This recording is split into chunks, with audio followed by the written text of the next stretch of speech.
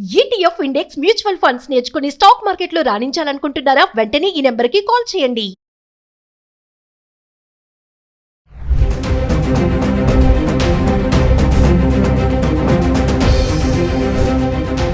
నమస్తే మ్యామ్. నమస్తే ma'am. Ma'am, ఇప్పుడు మనము ఏదైతే అహ్మదాబాద్ ఇన్సిడెంట్ తీసేసుకుంటే ఆ ఫ్లైట్ క్రాష్ అయింది 12/6/2025 అంటే రీసెంట్. ఆ రోజు నుంచి వెళ్ళి ఈ రోజు వరకు చాలామంది వాళ్ళ బాడీస్ని కావాలి అని చెప్పేసి వాళ్ళ డిఎన్ఏ టెస్ట్లు చేయించుకు వెయిట్ చేస్తున్న వాళ్ళు ఉన్నారు. ఇప్పటి వరకు 12 డెడ్ బాడీస్ అన్నీ కూడా వాళ్ళకి హ్యాండ్ ఓవర్ చేయడం జరిగింది. మిగతా వాళ్ళ కోసం అలాగే ఆ హాస్పిటల్ ముందు నిలుచొని ఉన్నారండి. అంటే చూస్తుంటే చాలా హృదయ విదారకంగా కనిపిస్తున్నారు ఒక్కొక్కరి కళ్ళల్లో. ఆ రోజు నుంచి ఈ రోజు వరకు ఏకదాటికి కన్నీరు తప్పించి వాళ్ళకి ఇంకా స్పీచ్లెస్ మేడం. దీనిపైన అసలు వాళ్ళ మెంటల్ కండిషన్ ఎలా ఉంటుంది ఒకసారి మీరేమన్నా చెప్పగలరా? మెంటల్ కండిషన్ అనేది ఆ ప్లేస్లో మనం ఉంటే ఎలా ఉంటుందో ఒక్కసారి ఊహించుకుంటే తెలిసిపోతుంది మాకు. అబ్బా, నిజంగా ఒక తల్లి తండ్రి పిల్లల్ని చాలా కష్టపడి ఒక్కొక్క రూపాయి కోసం కష్టపడి చదివించి చక్కటి ప్రయోజకుడు అయ్యింది కదా అమ్మాయి.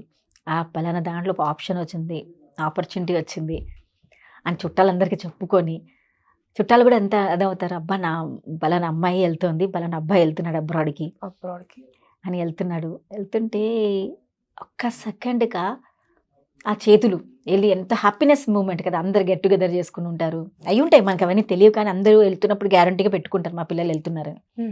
ఆ మూమెంట్ ఆలోచించి తర్వాత వాళ్ళందరూ ఫ్లైట్లో ఎక్కాక ఈ జరిగిన తండ్రినో ఊహించుకోండి, తల్లిదండ్రిని నిజంగా వాళ్ళ లైఫ్ అంతా వెళ్ళిపోయినట్టే కదా. బతుకుతున్నారే తప్ప దేనికి తెలీదు. ఇవాళ మీరు అన్నట్టు డిఎన్ఏ టెస్ట్ కోసం వస్తుంటే వాళ్ళు ఒకప్పుడు డిఎన్ఏ టెస్ట్ దేనికి యూజ్ చేయాలి అసలు అయితే, ఏదో పిల్లలకి ప్రాబ్లం ఏదైనా అయినప్పుడు ఈ టెస్ట్ వల్ల ఏదైనా మనం ఏమైనా చేయగలుగుతామా, లేకపోతే ఇది ఈ పర్టికులర్ స్పీషీస్ ఎక్కడిది, ఈ డిఎన్ఏ టెస్ట్ ద్వారా ఎవరికి చెందిందో తెలుసుకోవడానికి మనం మోస్ట్లీ ఇలాంటివి చేస్తూ ఉంటాం, కేస్ స్టడీస్ దేనికైనా.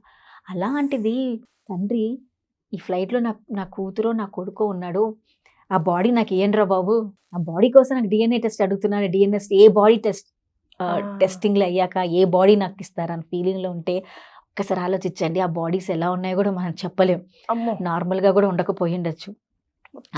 పీసెస్ అయితే ఈ చెయ్యి నీది, ఈ చెయ్యి మీ అమ్మాయిది అంటే ఆలోచించండి. అసలు పేరెంట్స్కి ఎలా భరించగలుగుతారు అసలు. నిజంగా వాళ్ళ ధైర్యంగా దేవుడు మనం ఏం చేయలేం. It is a very very emotional time అండి. అంటే మీరు అన్నట్టుగా ఇప్పుడు ఎంతైనా మనం ఎంత కొట్టుకున్నా ఎంత తిట్టుకున్నా ఒక్కసారి మనకి ఎవరికైనా జరిగినా కూడా మనం భరించలేం.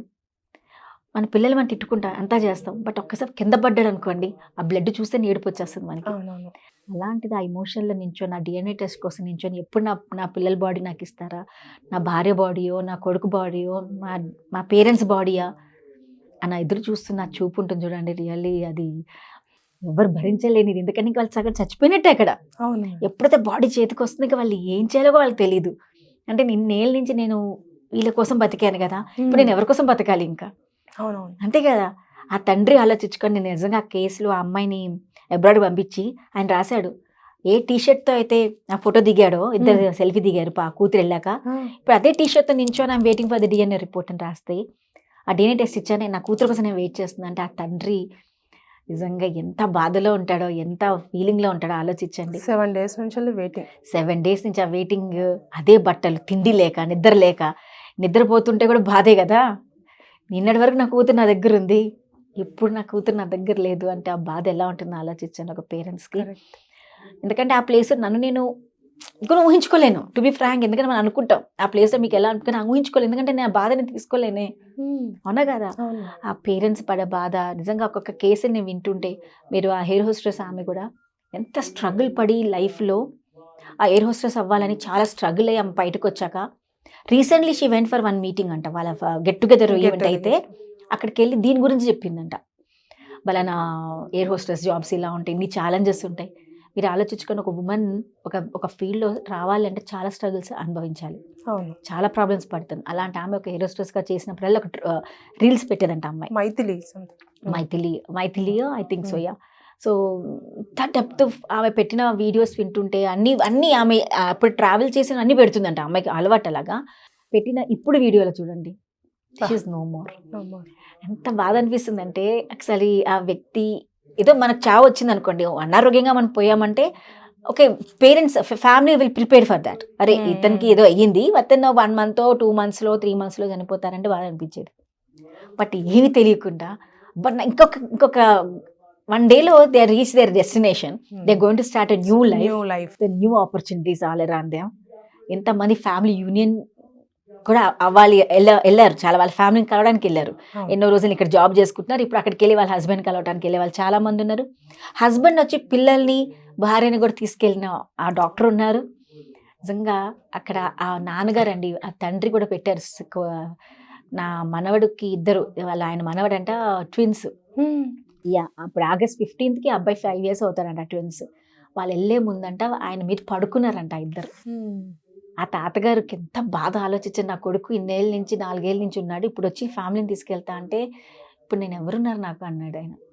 నిజంగానండి అది ఆ మూమెంట్, ఆ తండ్రి అక్కడ కూర్చొని మాట్లాడుతుంటే కళ్ళల్లో అయితే నీళ్ళు, అంటే ఇంకా మనిషి జీవితం అన్నట్టు ఒక చుక్క లాంటిది ఆకు మీద, అంటే ఏ టైంలో కిందపడిపోతుందో కూడా తెలియదు అన్న సిచ్యువేషన్ చూపించారు. అదైతే వాళ్ళు ఉంటే వాళ్ళందరూ వెళ్ళిపోయేవాళ్ళు కదా లండన్ లో, ఫ్యామిలీ గెట్ టుగెదర్ చక్కగా 4 ఏళ్ళ నుంచి ఆమె విడిగా ఉంది పిల్లల్ని వేసుకొని. ఆమె ఇంకొక రోజులో లండన్ రీచ్ అయితే again they have started the new life.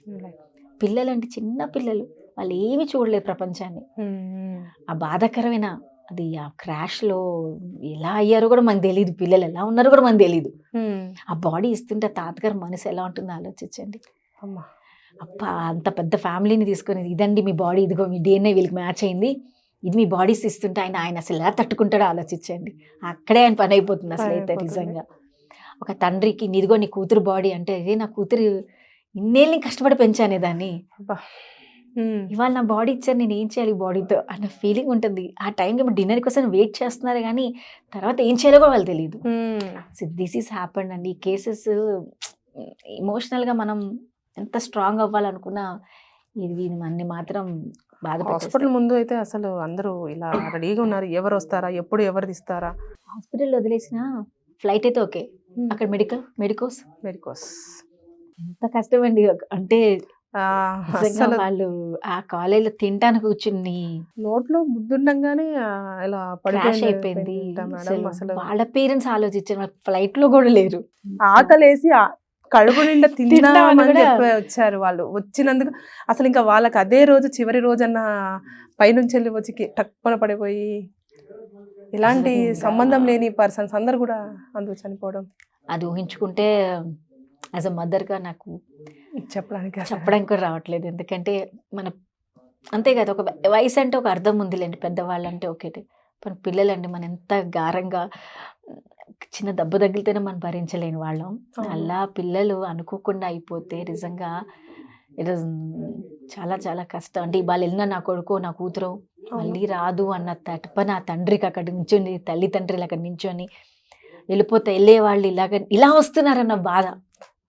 Receiving end ఇప్పుడు అక్కడికి వెళ్తే వాళ్ళ చుట్టాలు ఎవరు అబ్బా రారా వచ్చాం లండన్కి వచ్చిన వెంటనే వీళ్ళ రిలేటివ్స్ ఎవరో ఒక రిసీవింగ్ ఎండ్ పాయింట్ వేరేగా ఉండేదేమో. బట్ ఇక్కడ రిసీవింగ్ ఎండ్ ఎలా మారిపోయిందో చూడండి ఒక్క సిచ్యువేషన్ వల్ల. Within 15 minutes life has changed.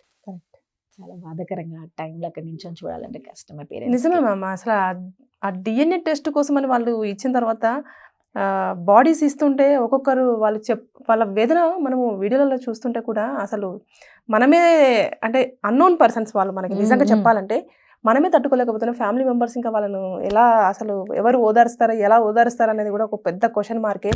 వాళ్ళ బాధ నుంచి త్వరగా బయటికి రావాలని చెప్పేసి మనం కూడా కోరుకుందాం. Thank you.